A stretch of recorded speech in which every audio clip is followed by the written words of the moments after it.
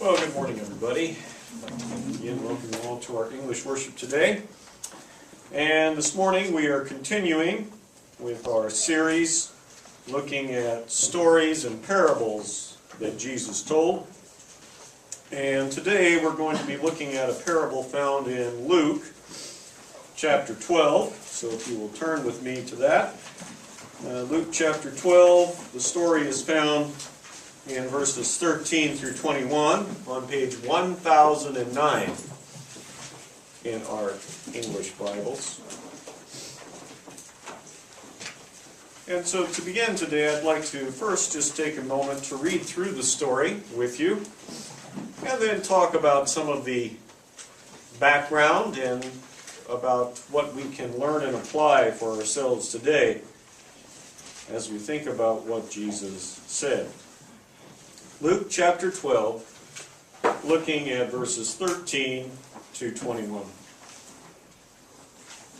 Someone in the crowd said to him, "Teacher, tell my brother to divide the inheritance with me."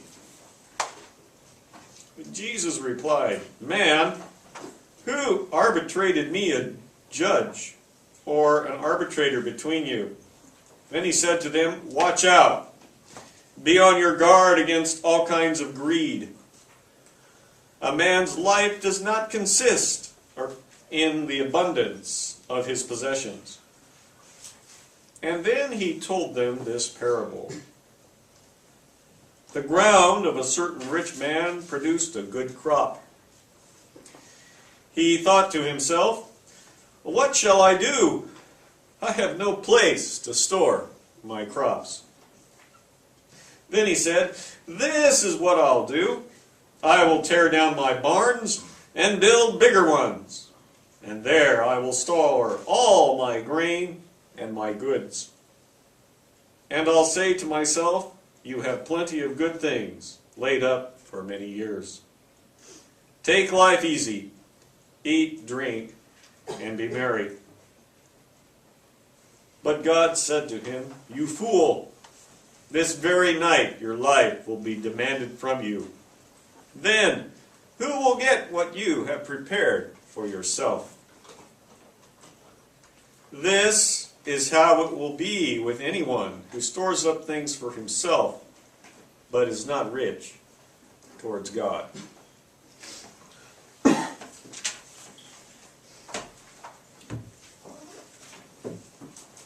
Jesus was in the middle of talking with the priest and the people, answering various questions about religious matters. And suddenly, in the midst of this discussion, someone interrupted. Now, how many of you like being interrupted when you're talking with people? Anyone? Anyone like being interrupted?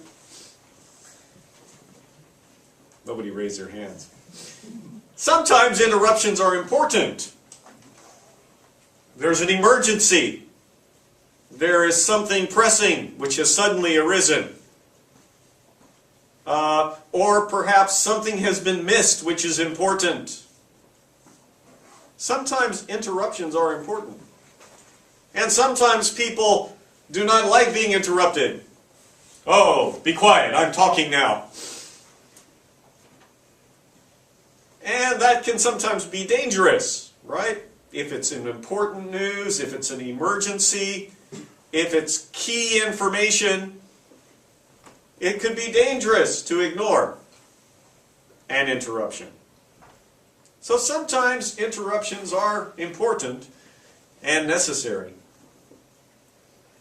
But none of us like interruptions which have nothing to do with what we are talking about, and which aren't really pressing or important, or which are about a completely different subject. And this is what we had here. Jesus was talking about religious issues and answering questions and dealing with these kinds of issues with the priest and the people, when suddenly this guy, "Hey, Jesus, my brother, he won't give me some money You know, my parents have died, my father has died, and you know, maybe he was the youngest son, so he wasn't entitled to as much. We don't know all the details. But he was unhappy, and so he said, Jesus, you have to help me. My brother, he won't share a fair share, or what he thought was a fair share. Please, help me out here. Please, talk with my brother, or make a statement. Tell me something that I can use in my dispute.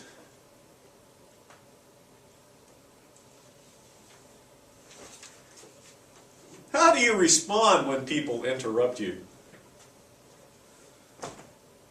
Well, we have different responses. Some people are very polite.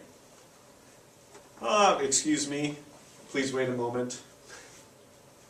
Just a moment, please. I'll get to your question in a moment. Some people are very rude. Shut up!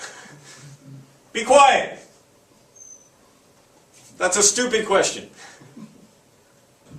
We have a wide range of responses and behavior when people interrupt. And when we look at how Jesus responded, he did not respond in a warm and friendly way, but he didn't respond in an angry way either. The word he used in addressing this question was man. And the word that he used was a very formal expression. So it wasn't one of casual response or casual endearment. It was kind of a very formal expression. So his response was a little bit cool. He wasn't happy that this man was distracting the people from the line of discussion and from the teaching he was doing. And his question was very simple.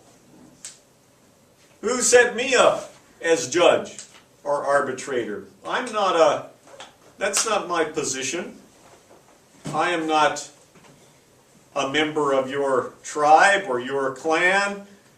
Usually these kinds of discussions and debates went back to the setup that Moses instituted when they were in the desert. It started with the group of 10. Over 10 families, there was an arbitrator. And then over that, there was another. And there were several levels, the tens, the hundreds, the thousands. There was already a situation set up. There was already a system in place to deal with these kinds of questions and issues.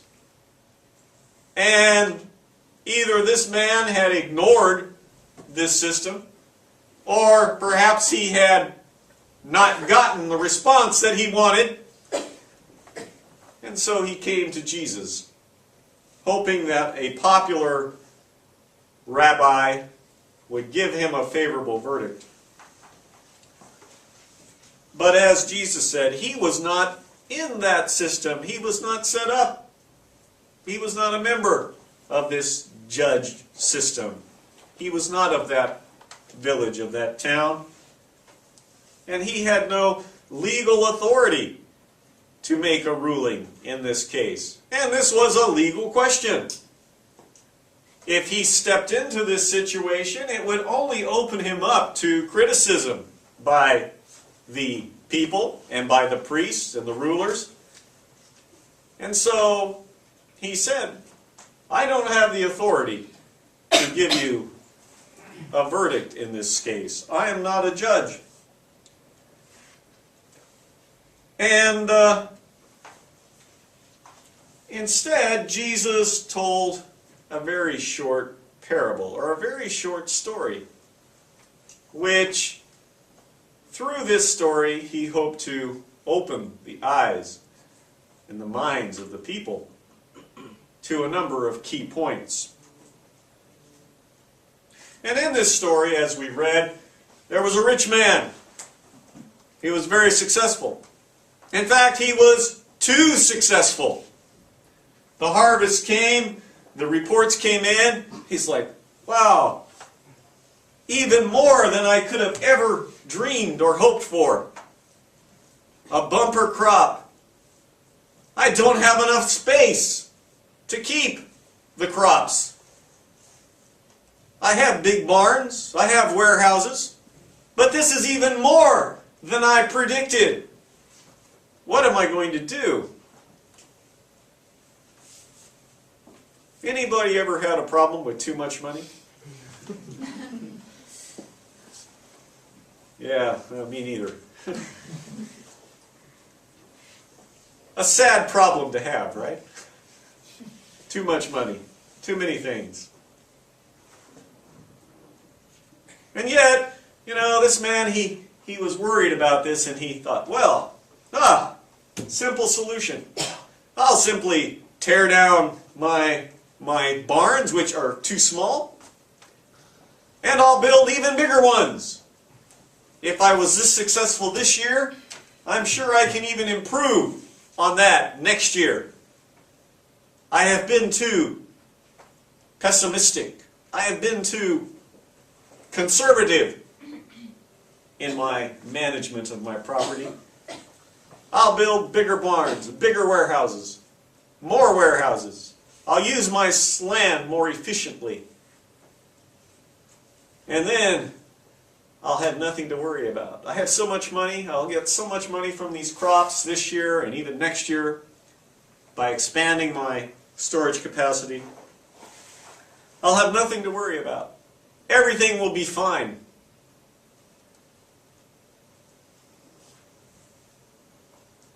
And then God spoke, Jesus said in the parable. You fool, you foolish man.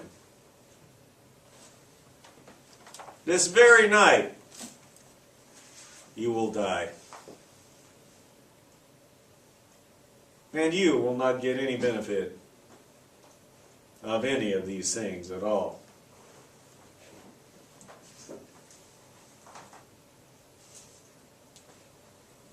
Any of you know when you're going to die? No. And, of course, we live in a time of economic uncertainty. People are worried about planning for their future. And as you get older and closer to retirement, you begin to worry about these things a little more.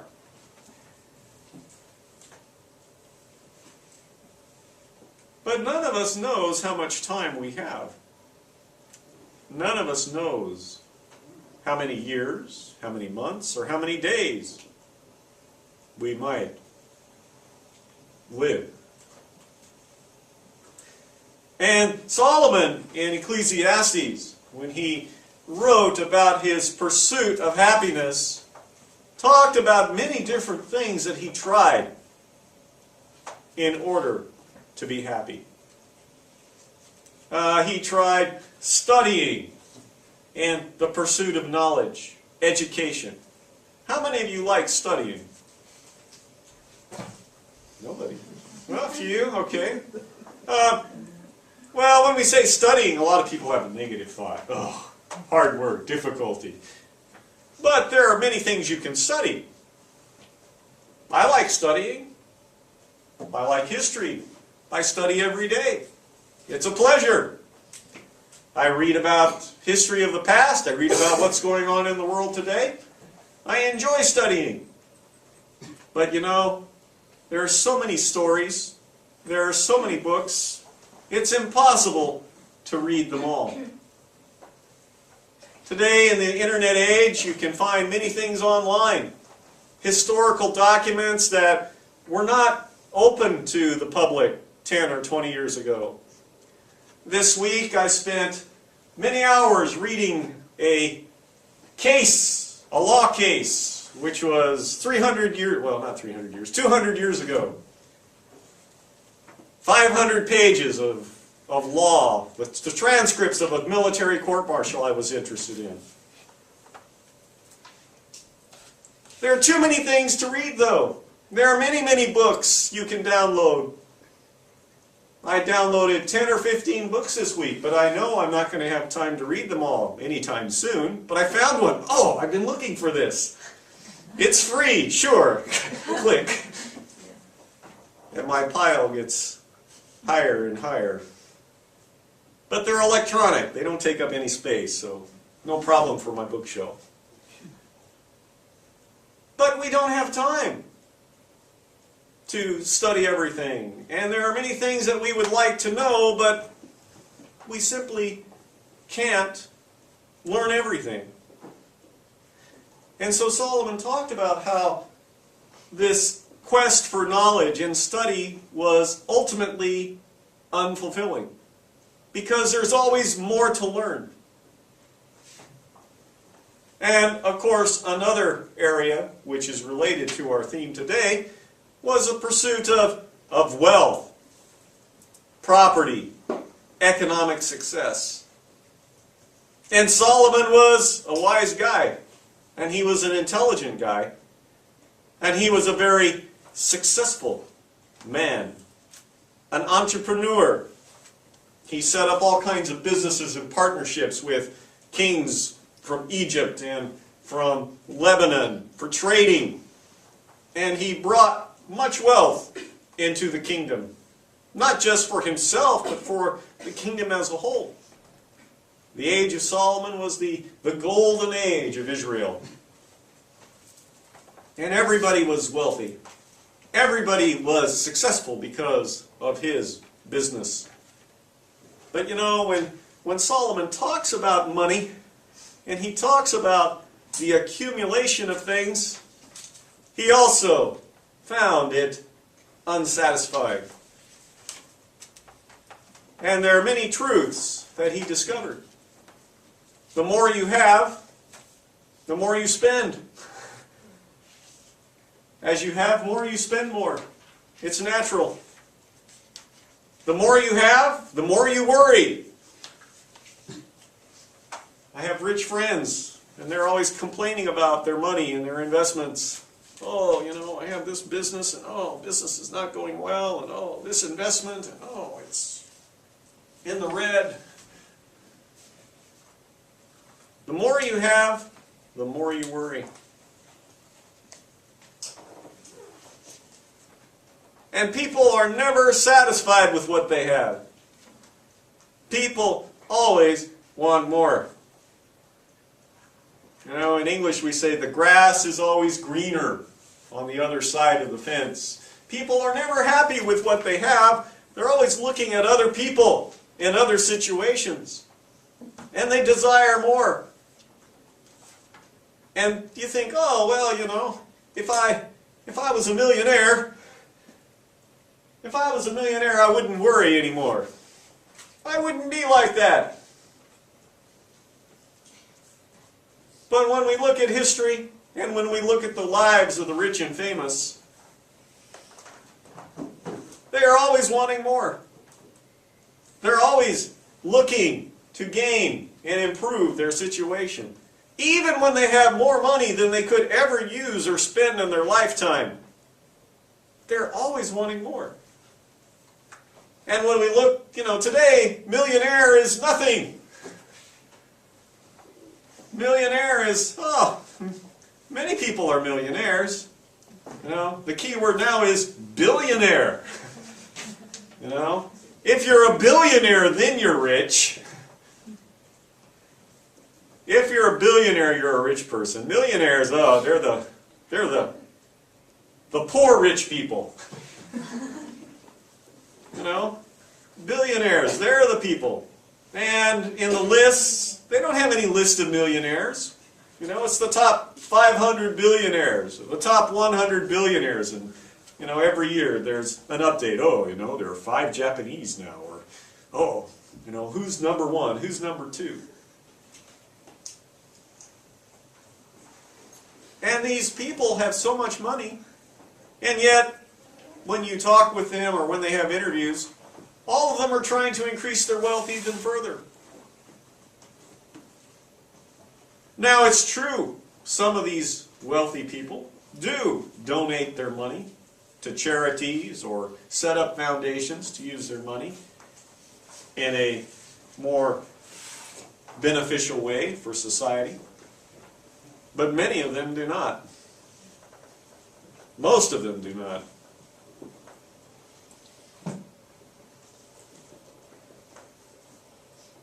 We live in a material world. We worry about material things.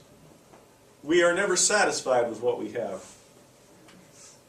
And Jesus, as he addressed this man, as he addressed the crowd, he told them material things are not the answer.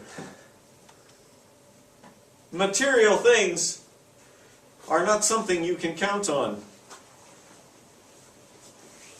Material things can be here today and gone tomorrow. You can be robbed. They can be destroyed by economic change. Material things are not eternal. And that's why people worry so much about it. Even the rich people. Oh, I have a lot of money, but maybe not tomorrow. And our society today, as we've become more and more credit-based, as we've gone away from gold and silver, and as people use credit cards and loans, this has only increased the problem. Today, most people can spend money more freely and in much greater amounts than any time before in history. When I was in university and in graduate school, every month I got these nice letters. And I opened it and a Visa card. Another one, oh, American Express.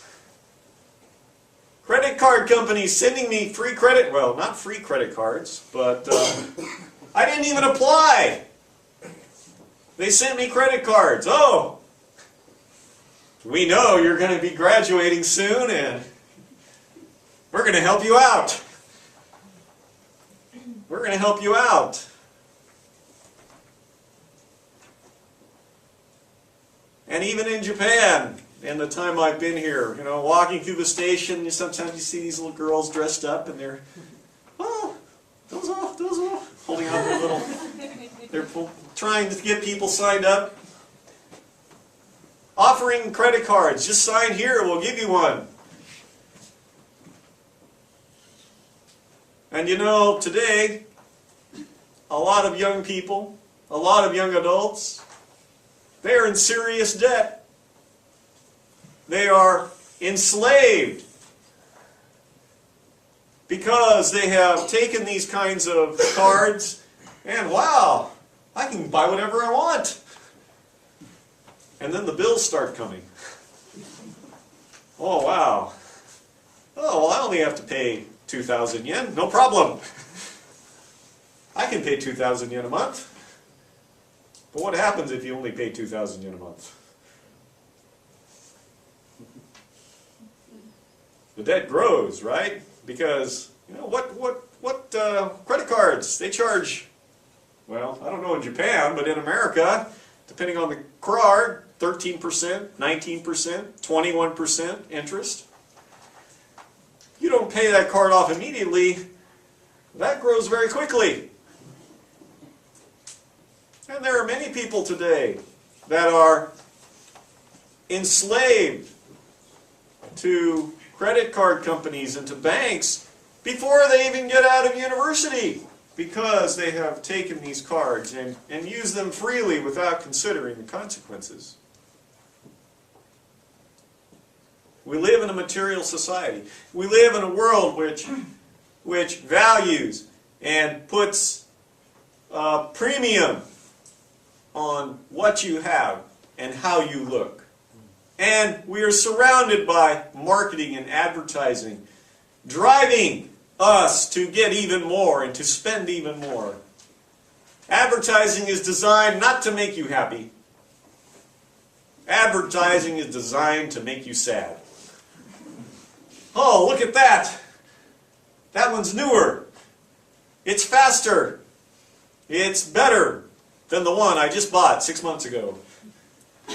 I need to trade it in. I need to buy a new one.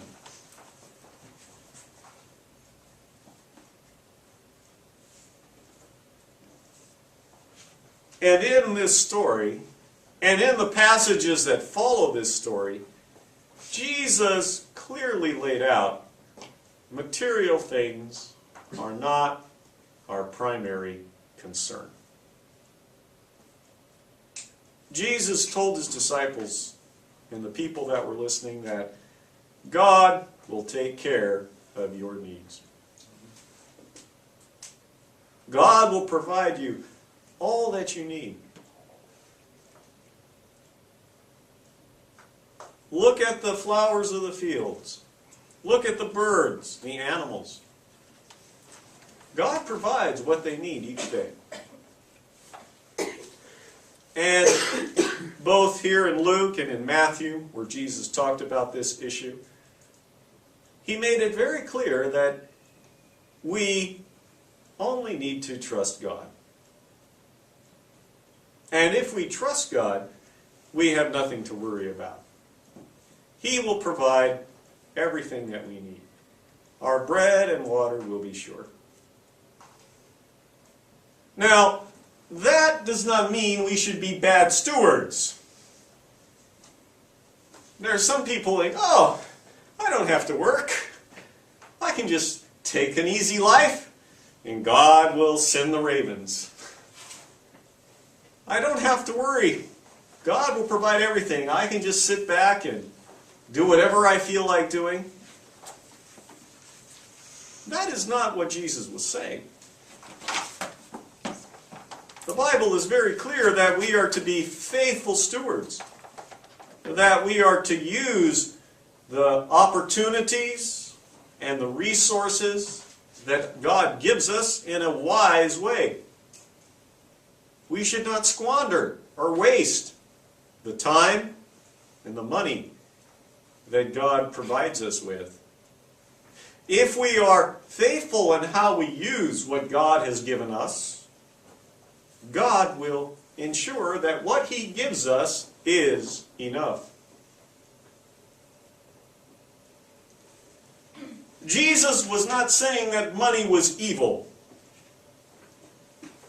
Sometimes Christians and sometimes Adventists have a very negative view about money and finance and investing. Oh, the stock market, oh, that's gambling. Oh, investing, oh, that's dangerous. That's speculating. You shouldn't do that. It's not Christian. Money is evil. And that's not what the Bible says. The Bible says what? The love of money is the root of all evil. There were many rich men in the Bible who were men after God's own heart. Abraham, even Solomon, the richest man who ever lived, he was faithful to God in the long run. Money is not evil. Accumulating money is not evil. But how we use the money, how we use the opportunities that we have, is something that each of us is going to have to give account to. And so, when God provides us with blessings, we need to use those in a wise way and share our blessings with other people. Some of that should be through our tithes and offerings as we support the work of the church. Some of that should be in free will use of our resources to help people around us when and where we can. As we are given, we should also freely give. As God is blessed and shared with us, we need to share what we have with others. The Bible is very clear that as we share with others, God will bless and share with us.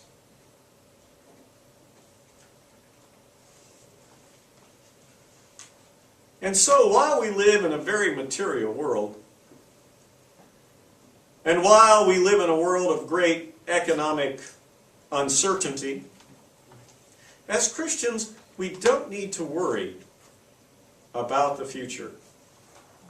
As long as we are faithful to God, we use what we have in a wise way, that we freely share what we have when we can with others around us, God will bless us and provide for us each and every day. Thank you.